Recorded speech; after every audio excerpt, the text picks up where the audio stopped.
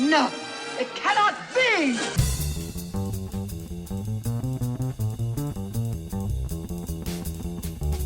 Hello and welcome to The Backside of Water, a podcast that delves into the rich history, awesome stories, and fascinating details behind your favorite Disney attractions. I'm Alex Stewart. And I'm Harrison, the stout of heart, vanquisher of dragons, slayer of whipped dolls, destroyer of cinnamoned churros, keeper of the realms of adventure and frontier, defender of maidens fair. Harry, why are you talking like that? And more importantly, why are you dressed in a full suit of armor? Okay, those are both fair questions. Well, Al, you see, I haven't been sleeping so great lately, so my doctor suggested I talk and dress like this to see if it helps me get a good night's sleep. That sounds like you might need a new doctor. I'll have you know that Doc McStuffins attended only the finest schools of medicine, and I will be cursed to the deepest realms of Helm's Deep before I allow you to tarnish her good name, you cad. Oh, dude, calm down. But it does sound like you need a good night's sleep, judging from the way things are going. But it's also appropriate that you're wearing that suit of armor because it totally fits with the topic of this episode. And let me also just say that I've got great joy writing this episode because on a backside of water, Harrison was known for his stand-up that he used to perform back in the day. And one of his opening jokes was this very joke about wearing a suit of armor to get a good night's sleep. I like to sleep in a full suit of that's right. I like to sleep in a full suit of medieval armor to get a good night's sleep. I told that on a comedy club that was really rough and tumble, and let me tell you, they had no appreciation for a good, clean pun. It was beautiful.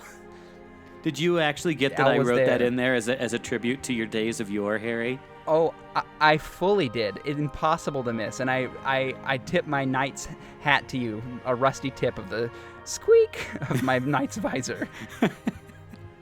Well, thank you. Sorry, I didn't mean to cut you off there. No, but it really is a happy little accident that I happen to be wearing a full suit of medieval armor right now, because on this episode, which is the 30th episode of The Backside of Water, we finally reached our 30s. We will be covering the gold-top spires of Sleeping Beauty Castle. I'm not going to lie. Personally, this is one of the absolute highlight episodes when it comes to researching.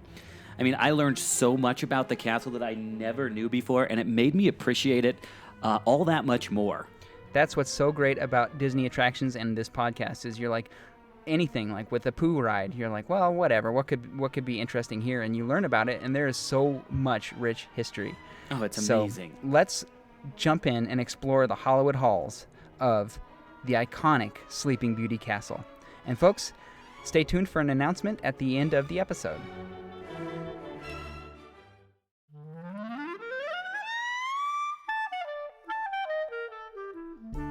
The story of Sleeping Beauty Castle reaches all the way back to World War I. Wait. World War I? This is in Disneyland. Well, you believe it or not. So, Harry, it's time for a little bit of a history lesson. So, during World War I, every hot-blooded American male considered it an honor to go off and fight for his country. And Walt Disney, of course, was no exception to that rule. He dreamed, like many of his peers, of carrying the flag of freedom across war-torn Europe. But young Walt kept encountering problem after problem, getting in the way of him and his patriotic dreams. Walt initially tried to sign up for the Navy, but they rejected him for being too young. At that time, Walt was only 16 years old, and the minimum enlistment age was 70. So he and a friend by the name of Russell Moss decided to try the Canadian route and sign up for the Canadian Armed Forces. But Moss was rejected. Man. He was rejected. Walt and Russell signing up for the Canadian Armed Forces to do their part. I don't know if it gets much more just adorable than that. This is like 1918 or something? It would be pretty precious to watch these two. Yeah.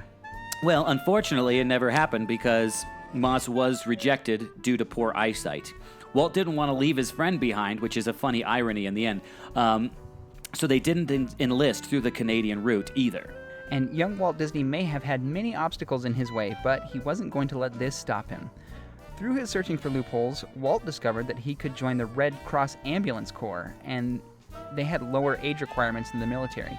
So Moss and Disney, a.k.a. Russ and Walt, posed as the St. John brothers and attempted to join the Red Cross. But due to their age of 16, the Red Cross required that the St. John boys get signed permission from their parents to enlist. This was going to be a problem. Walt and Russell had every intention of forging the documents themselves, as they knew their parents would never do it. After all, parents back then weren't any crazier about sending their children off to war than parents of today. The two boys plotted their plans and began to prepare for their soiree into military life. But one day, Moss's mother found a partially packed suitcase in her son's room and started to suspect that something was up.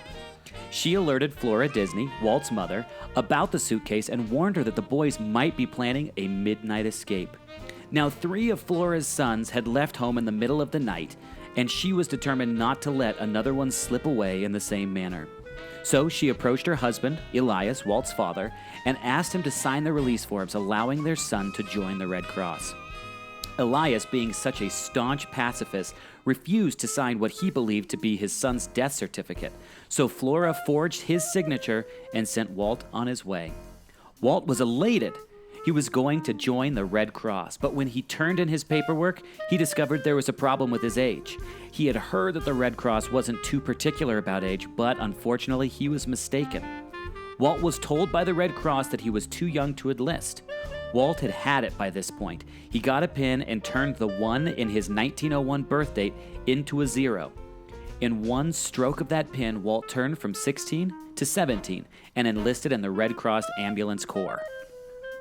Wow. I Well, know. folks, the real lesson here is that 1 is the easiest number to turn into any other number. It's just a vertical line. Maybe that will help you out in a bizarre situation down the road. So, now, young Walt Disney was on his way to fulfill his civic duty by helping his fellow brothers fight against the evils that confronted them overseas. During his training, though, Walt contracted influenza and was sent home to recover. While in recovery, Russell Moss and Walt's ambulance division would be shipped overseas, leaving a sick Walt behind. Sorry, can I just jump in and say that's where I think that sick irony is Walt was like, I'm not going to join the Canadian side because Russell can't do it. But apparently Russell had no problem just leaving poor sick Walt Disney behind to go off and fight. He's just looking for adventure. Old Touché. Russell. Yeah, well, and I'm really glad that Walt lived through influenza at the time, because at the time influenza was a big deal. Like that. Oh, yeah. I think that, yeah, it was. So he recovered, and no thanks to Russell. But after Walt's recovery, Walt was transferred to a new division where he awaited deployment. But on November 11th, 1918, at 11 o'clock a.m., Walt's dreams of fighting overseas were abruptly crushed with the signing of an armistice. But not all was lost. Just a week after the signing of the armistice, Walt and 50 others from his division were enlisted to go overseas and help with relief and rebuilding efforts. Walt was thrilled to be shipped overseas to help his fellow man on the European front, but when he got there, he and all his fellow compatriots were greeted by freezing weather, inedible food, and a war-ravaged countryside. This reality of World War I was nothing like the World War I that Walt had envisioned while back in the States. To make matters worse, Walt wasn't assigned to help out with the ambulance drives. Instead, he was tasked with driving around dignitaries and playing a tour guide of sorts for them as they traveled from place to place. Interesting. Well, it was here that Walt met a man who would have a profound impact on Disneyland, Roland E. Hill. Hill, an Ohio native born in 1895, was a World War I dogfighter who was shot down in battle. After being shot down, Hill joined the motor pool where he drove around military officials much like Walt. During these drives through France and Germany, Hill would sketch the beautiful and sprawling castles he would see along the way. Sometime in 1919, Hill and Walt's path crossed. They were both artists, and they bonded over Hill's sketch of the European castles. The two men eventually parted ways, but those drawings and the friendship created with Hill would forever impact Walt Disney.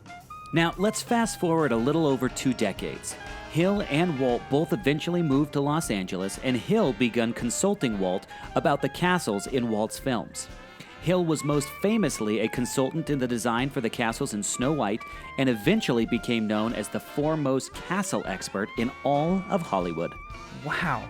So then in the 1950s, Walt contacted who else? The castle expert, Hill, about helping him create something that the two had never created before. Walt was going to build a castle in an orange grove in Anaheim, and Hill was the perfect man for the job. Walt and Hill excitedly worked to create a beautiful and towering castle right in the middle of Orange County. The two drew inspiration from a few castles in Europe, but they received most of their inspiration from Neuschwanstein Castle in Germany. I might not be pronouncing that right. No, I think you killed that. I'm like weirdly good at German words. I was going to say, I love that you can't pronounce some of the most arbitrary words, but Neuschwanstein just rolled out like nothing. Well done. No problem. I think that's called a savant. So, Neuschwanstein Castle stands at 213 feet tall at its highest point, but Walt knew a 213-foot tall castle would mess up the scale of his park. So, he and Hill used some Hollywood magic to help them out. Also wanted to say that the Neuschwanstein Castle is a little intimidating, and I think maybe Walt, you want to see it, but it kind of also says stay away. And Walt kind of had that challenge in his castle and designing it to make something that was approachable to people. So, oh, absolutely. I think that's a really good point to bring up, because the last thing that you want to do is have the focal point of the first thing that people see coming into your park be this massive, intimidating, and terrifying looking structure staring back at them. So, right. Yeah. A structure designed to intimidate peasants is not what you want in the middle of your park. Well, and I think that it also brings up the big point about the Disneyfication of things, where we've talked about that on the show before. This is another one of those great examples that Walt Disneyfied a very daunting and intimidating structure to make it look more fairy tale, make it look more inviting and more welcoming for those who came into the park. And one of the ways that he did that was he employed the concept of something called forced perspective to make the castle seem 213 feet tall, even though they built it at a height of 77 feet, which blows my mind that castle is only 77 feet tall. Oh, I know. It seems so much bigger in my mind. Oh, it seems massive. Now, Walt would also have Imagineers install a working drawbridge, even though it would only get little use. In fact, the drawbridge has only been lifted twice, once on opening day of the park on July 17, 1955, and again at the rededication of Fantasyland in 1983. This is one of those places where crazy Disney purists are like, well, it's a drawbridge, but it's not a working drawbridge, because now they've made it a permanently down structure because of the railings that they've put on there. So essentially, if they were to take those permanently adhered railings off the side to satisfy ADA requirements and safety problems, it could actually be a working, operating drawbridge again, which is pretty awesome, in my opinion. I'm sure it will happen at some point in the park's future. You just don't have a drawbridge that you never open or lower or raise. I'm sure it'll happen again. Well, during construction of the park, a surveyor planted a large golden spike in the ground within the arches of Sleeping Beauty Castle. I've actually heard this. It's to mark the geographic center of the park, right? Well, that's what a lot of people believe, though that is actually false information. Bum, bum, bum. In reality, this golden spike was planted to ensure that Sleeping Beauty Castle's large bridge and entrance lined up with Main Street, USA. So that begs the question, where is the geographical center of the park then? Well, it's in a place that really isn't all that remarkable. Before the creation of Toontown, the geographical center of the park is where everyone assumed it would be, the hub where the partner statue, that's the statue of Walt and Mickey holding hands, is located. But now that Toontown exists, the center point is somewhere in between the partner statue and the entrance to Fantasyland. And sadly, there's no mark or anything that denotes the center location of the park, and I'm sure with the addition of Star Wars Land that the center will be different as well. That's a very good point. I would imagine that it's going to be closer to some place around Big Thunder Mountain. Mm-hmm. Which is fine with us. Agreed.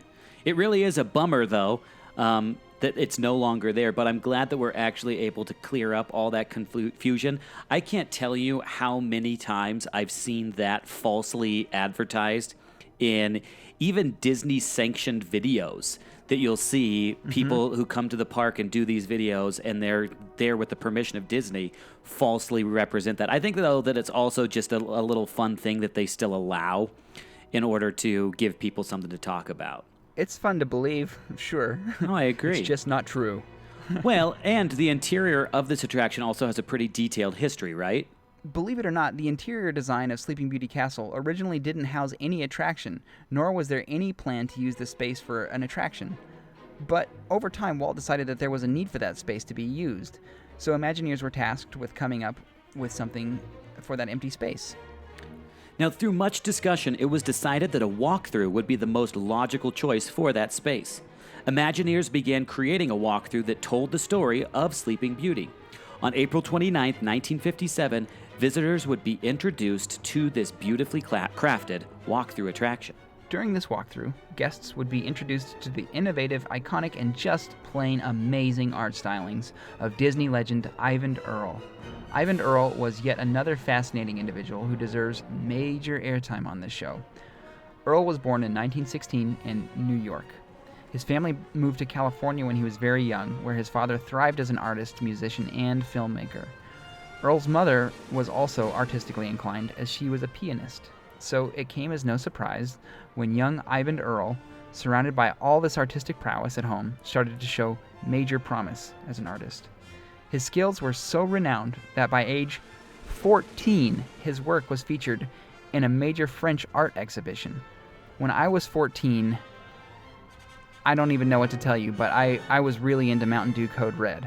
That was my big accomplishment. Of course, Ivan was getting major accolades from the art world and really raising eyebrows with his beautiful work. So by the time he was 19, his work was exhibited in New York City and beyond. So eventually, Earl went on to design, as a side gig, greeting cards. He was majorly successful in this field as well, having designed more than 800 cards for the American Artist Group. Now, this is a crazy number because he estimates that by the mid-1980s, over 300 million of his greeting cards designs had been sold. How crazy is that? I just love seeing when somebody who's majorly involved in the Disney parks is also majorly involved in another part of pop culture or culture that you have no idea. So maybe the next time you buy a beautiful landscape on a greeting card, it could be an Ivan Earl. You never know. Oh, I mean, absolutely. 300 million of them, that's quite a few. So, I mean, that's one of those things that maybe we need to do some research on and look and see if there are any of those Earl cards out there and collect them, because you know it's the same guy who did all of the art design for Sleeping Beauty. So that's really cool. He also began working for the Walt Disney Company as a background artist on the movie Peter Pan. He was also the artist, this is really cool to me, for the Little Golden Book adaptation of Peter Pan. Here you have this world-renowned artist who's also working in the Little Golden Book adaptations. I think that's cool. That is cool. But he would go on to create backgrounds for many famously experimental pieces for Disney, but his most revered work by far was the work he did on the film Sleeping Beauty. His production design for this film is famous for being some of the best in animation history, actually. Some animation and film critics even recognize Da Vinci-esque references and influences in Earl's work. Needless to say, this man was a true artist. In 1966, Earl would return to his roots as a painter and go on to have a full and vibrant career as an artist, his work to this day hanging in the Metropolitan Museum of Art. Wow. So in 1998, Ivan received the Winsor McKay Award for Lifetime Achievement in the animation field. Though Earl died in 2000, his influence can be seen both inside and outside the park, notably in the art style that graced the dioramas in Sleeping Beauty Castle. Isn't it amazing to see how much creativity in general surrounds the park, whether it's Imagineers or artists or innovators of any sort? That's what I think is so awesome and what always draws me back to Disneyland. It really is just a collage of so many fantastic minds. It's one of the things I love so much about the park. But Al, one thing about Earl's story kind of doesn't seem to connect. What do you mean? Well, I was thinking the dates are kind of off, right? Because Disneyland opened in 1955 with a Sleeping Beauty castle overlooking the entire park, but Sleeping Beauty, if I remember correctly, didn't come out until 1959, and the walkthrough also came into existence almost 2 years before the film was released as well. Did we mess up our dates or something? Because that's weird, right? Well, it may seem like that, but if you remember all the way back to our Tarzan's Treehouse episode, Disney has a way of gambling on attractions based on movies that aren't yet released. Now, that's exactly what happened with Sleeping Beauty Castle. Walt and crew anticipated that their 16th animated film would be such a hit that they bet the farm and decided to make the focal point of Disneyland the castle of a princess whom the world didn't even know yet. When the park opened back in 1955, it was a sight to behold, this giant castle rising out of the rural landscape of Orange County. It was definitely the weenie that drew people into the park from the outside world. Walt's gamble really did pay off, and from a business perspective, it makes total sense. I mean, what's the greatest marketing in the world but to say, hey, look at this castle, and in a few years, you're going to be able to see who lives in that castle. That's an amazing, amazing piece of business, in my opinion. It really is. And something else to note is I believe the Sleeping Beauty Castle was one of the first buildings to be completed in Disneyland while it was under construction. So I think that maybe gave workers a vision. They're like, okay, here's the castle. Let's set the tone. Now go and do likewise. Oh, absolutely. So I think that's pretty neat to note. I think that's very cool. So sometime between June and July of 1966, a coat of arms showed up in the castle. It displays 3 lions and is thought by many to be the Disney family coat of arms. Now, again, this is controversial information at best, and I will say I think this is the deepest nerd dive we'll ever take on the podcast, or have at least up to this buckle point. Up. So, yeah, this is some deep family research here on the Disney. Oh, yes. Disney clan. Now, when researched, you find that the Disney family coat of arms can be also represented by 3 fleur-de-lis lined up next to one another. But the Disney coat of arms, when even further researched, can also be represented by 3 lions as well. So this is majorly confusing, and trust me, when you look through the research, there are many armchair historians who have been battling back and forth about the accuracy of this coat of arms for many, many moons.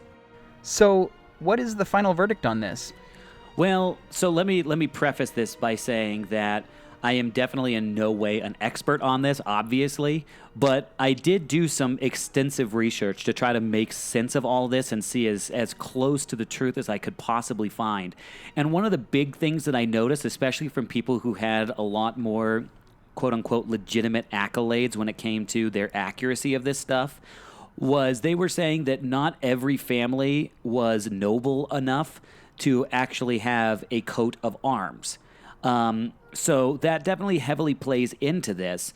So keep that in mind. And I have a theory, though I am, like I said, by no means a genealogical or medieval history expert. So here are my thoughts. It's well known that the Disney family name is a derivation of the Norman French name Disney. I think I'm pronouncing that correctly. But I'm no Norman linguist, I'll tell you that much. Yeah, join the club, pal. This Disney family likely moved to England after the Norman invasion of 1066 AD, or CE.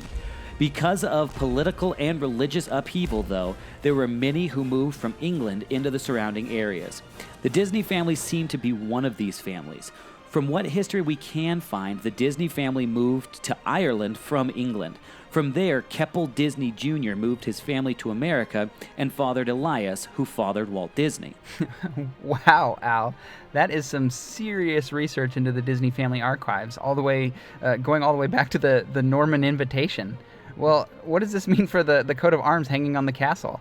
Well, I don't think it was the Norman invitation, because I don't think that they invited everybody to a big picnic.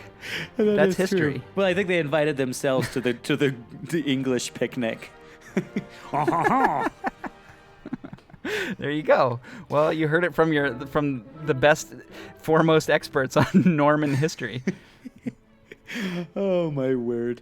We digress. So sorry. Hang with me, Harry, because the family moved from France to England to Ireland to America, and it's indeed possible, though highly, highly, highly unlikely, that the 3 lions' coat of arms could be claimed by the Disneys. But like I said, I don't think supporting the 3 lions as the Disney coat of arms is really valid at all, because what we do know is the 3 lion pattern is most notably found on one of the most famous family coats in all of history.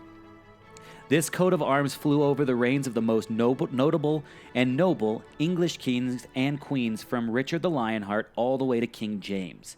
Because of the noble nature of the coat of arms, I believe it's very fair to say that this is not at all the coat of arms for the Disney family, but the coat of arms for the royal English lineage of the aforementioned prominent English families. Now, let me also put a caveat on that again, the reason why I say I can't say this with 100% accuracy is I don't know if any of these non-royal lineage families were able to either fly that banner over their own clan, family, whatever that may be, and take credit for it.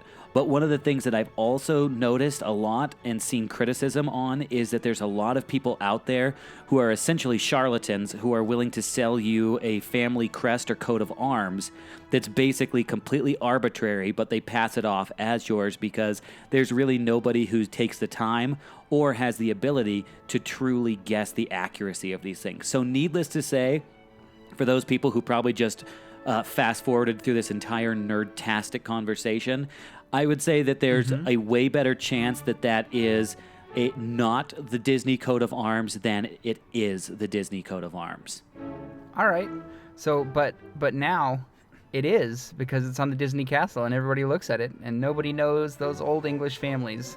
Everybody knows Disney. That's very true. That's very true. Though now that you have made a definitive statement like that, you do realize that the internet is required to bring a hateful firestorm upon you, right? Oh, wait. I forgot about that. Okay, I take back my definitive statement. I take it back! No, it doesn't work like that, Al. You can't unkick the hornet's nest. You just have to accept your fate. And I will do so with dignity. It was a pleasure fighting alongside you, my brother. Al! No!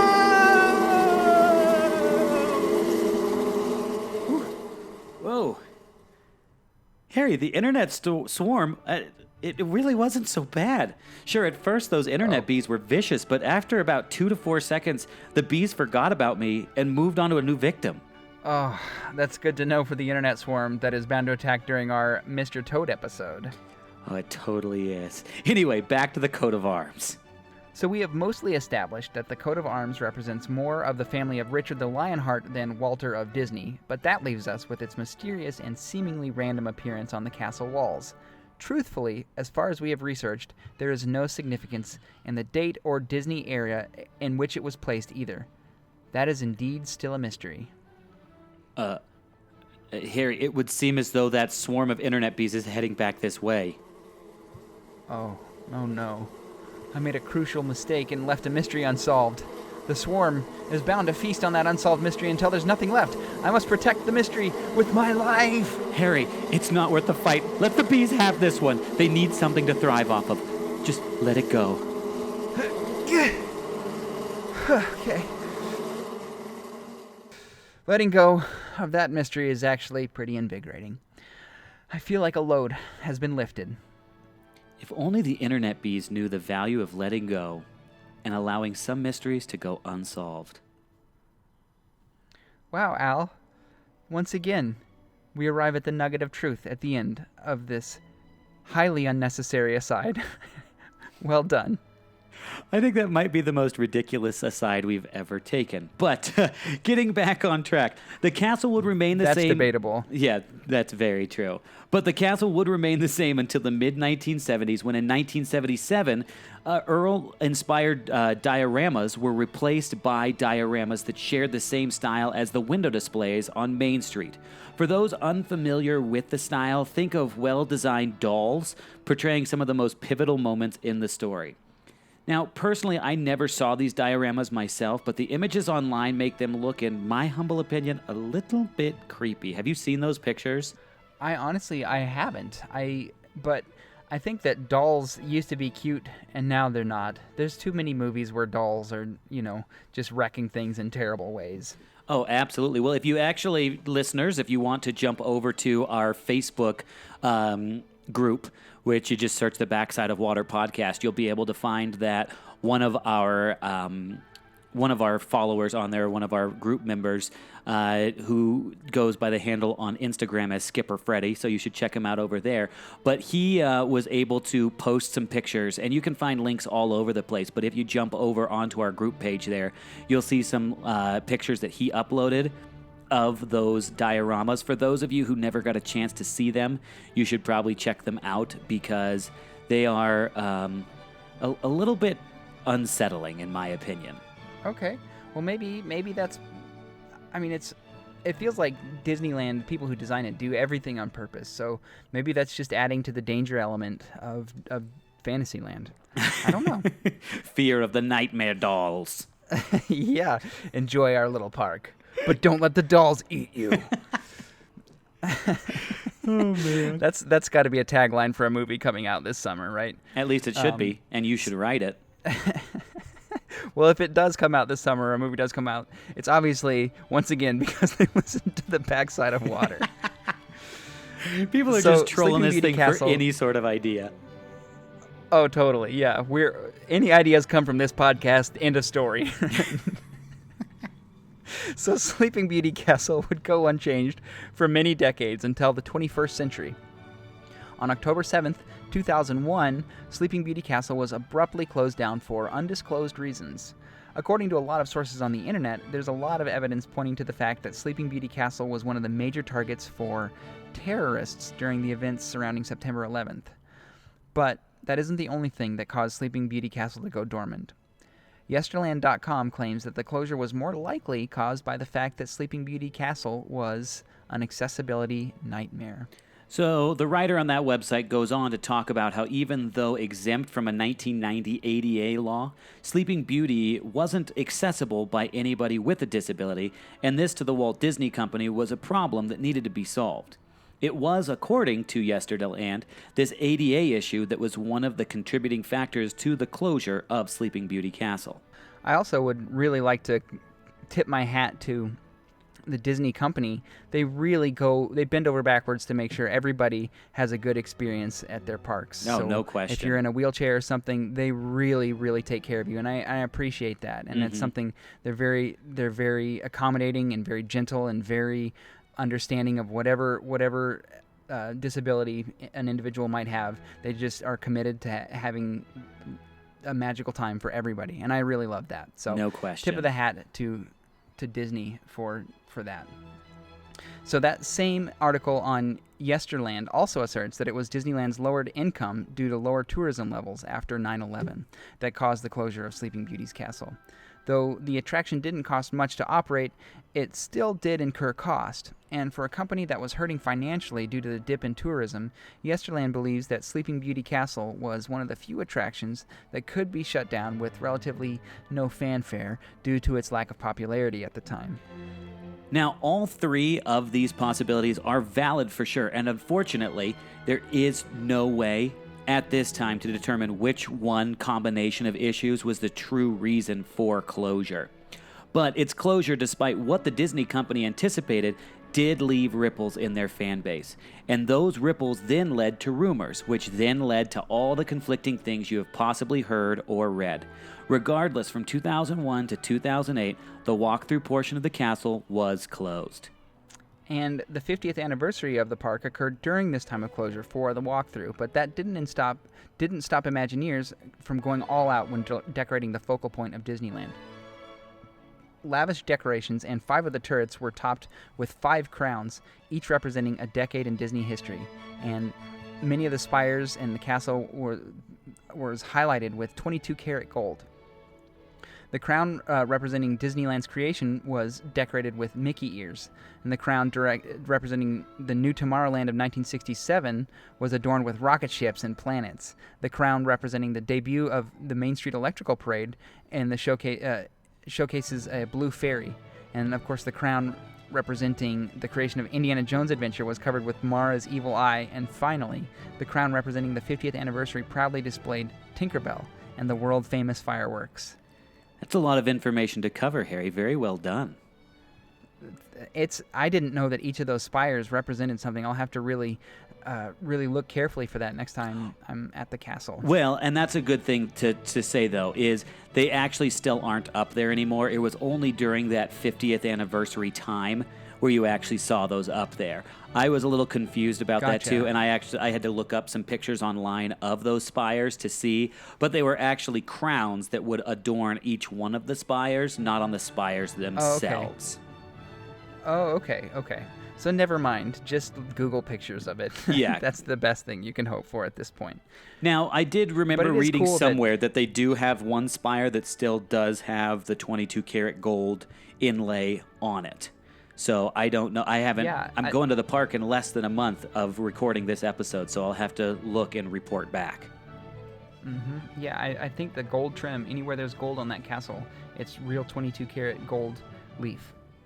So if you're looking to make some extra cash, just you know where to go. Yeah, you didn't hear it from us though. Wink. So 2008. That would be the hardest way to get that gold if you were looking for a heist. I don't think that would even be possible. I'm pretty sure it is a literal impossibility because they've got that. I mean, that castle right now, because of Pixar Fest, is guarded by Buzz Lightyear. Yeah, don't mess with that. He will follow you to infinity and beyond to get that gold back. That's why they hired the guy. Yeah, exactly. So, okay, sorry. Man, we're really good at those today, those digressions. But in 2008, folks would see the reopening of a reimagined walkthrough experience that featured the original art styles inspired by Earl's pieces. Guests who were unable to access the walkthrough were treated with an immersive, interactive digital video version that was available in its own special area of the castle. That was to satisfy for the ADA requirements or the ADA accommodations. Now, this new walkthrough was so popular that on opening day of the attraction, the line reached to the middle of the hub. And who wouldn't want to walk through that castle? For the 60th anniversary of the park, the spires and towers were adorned with diamonds and glitter and a large diamond denoting the 60th anniversary of the park. After some time, most of the decorations were removed, just like the 50th anniversary decorations, but as of this recording, the faux roof coverings still remain as a reminder of the staying power of this beautiful example of architecture. Very good. Now, this episode has been a little bit longer than a mini episode. Like I said before, wasn't anticipating this becoming a mini episode that we would release, but we put a lot of research into this sucker, and so it's become this hulking behemoth. But now that we've gotten up to the modern day, I think it's time to wrap this thing up. So let's do this in style, shall we? Let's do it.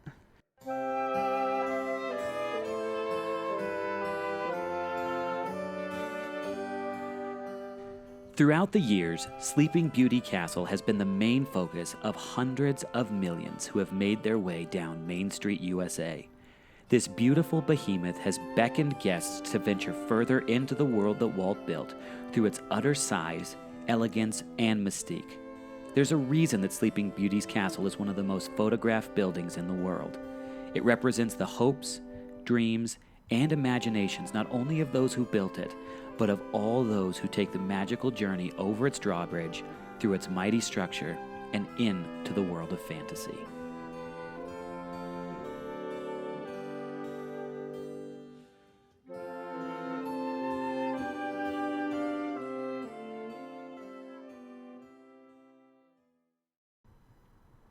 And that is the story of Sleeping Beauty's castle.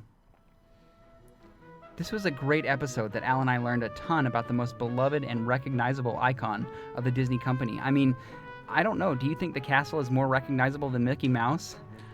I would say probably in the world of like pop culture and tourism, or in the world of pop culture, probably not, but in tourism, absolutely. I mean, that castle is world famous. The thing that I would say, though, is I would argue that castles are interchangeable, because one of the things we didn't cover is the other Magic Kingdom influenced parks all have their own castles.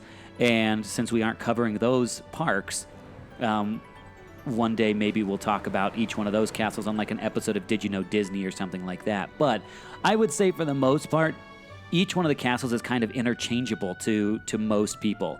That whether it's Sleeping Beauty or Snow White or I forgot Cinderella, yeah. But each one of them. Wait, is there Snow White Castle? I thought is the one in Disneyland Paris, isn't that Snow White's castle? You know, I'd have to double check on that. Yeah. I know that they were originally thinking of making this Snow White's castle, but they ended up making this Sleeping Beauty castle. Yeah. I don't. They ended up going with the Sleeping Beauty theme. Don't quote me. I may have just misspoke there. But any one of the other Magic Kingdom castles, I think, could be interchangeable. But I would say that it's probably behind Mickey Mouse one of the most recognizable things. I would say that researching this episode made me appreciate the castle more than I ever have. I mean, honestly, it's one of those things that I love seeing as a symbol for what the park represents, but I've never really truly had an appreciation for the story behind that until I and both of us researched this castle. It was awesome and eye-opening. I can't believe also, Harry, that this is our 30th episode of the show. It's pretty awesome that we're able to mark our 30th actual episode in what everyone considers to be the center or middle of the park. This marks pretty much the halfway point in our journey. Yes, it does, and I have some news. Al, I've had so much fun exploring Disneyland with you on this podcast and interacting with our incredible listeners. But this is my final episode as your co-host on the Backside of Water.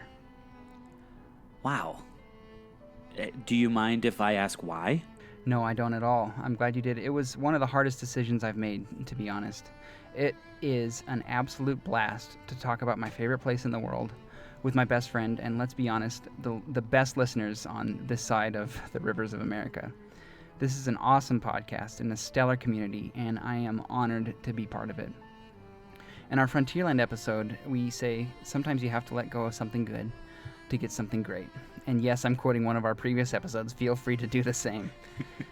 Anyway, one of the things I'm learning about life is that you need to give yourself the gifts that you need.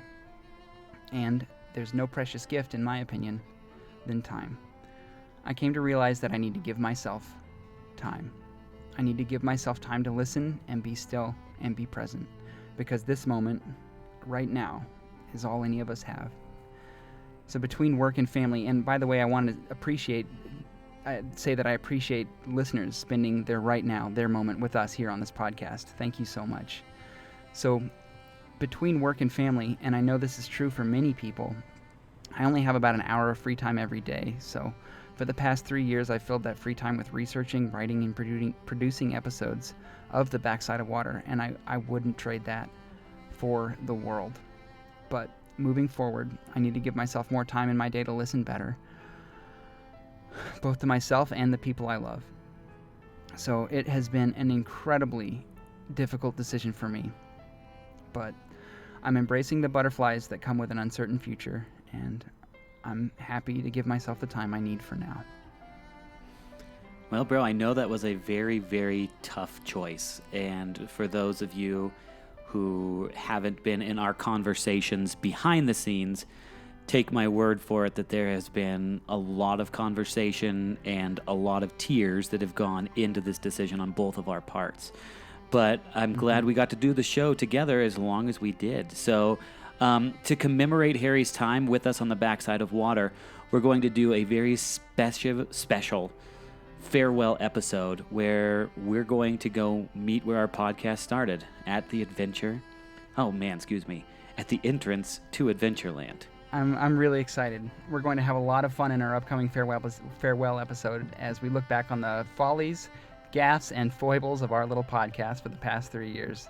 So be sure to tune in and learn what the real Alex Stewart is like. For example, did you know during our Haunted Mansion episode, he wouldn't respond unless I referred to him as the Gravedigger because he watched a clip of Monster Jam on TV? You have no idea what a hot mess Harry is behind the scenes. And I will defend myself with the Gravedigger thing because I will still attest that there is no more show of pure strength and adrenaline than that little green goblin on wheels. Fair enough. I mean, that it was apropos for the Haunted Mansion episode, definitely. Well, and I've got some dirt too, Harry. If I recall during our on our 1 year retrospective episode, I remember you eating so many churros that you actually passed out in a food coma. I had to finish the episode alone. I had to impersonate Harry's voice through the entire last half of that episode, and that took real skill. Well, you know, I appreciate you covering for my very poor dietary decisions, but I thought we wouldn't tell people about that. But you know what?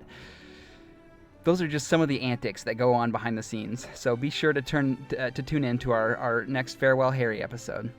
In the meantime, we'd really appreciate it if you took time to review our podcast on Apple Podcasts and checked us out on Facebook, Instagram, and Twitter. We absolutely would. So, for the last time together, as you exit, please watch your head and watch your step. And if you miss your step and hit your head, let me just savor this moment for a second. Please, watch your language. Bye.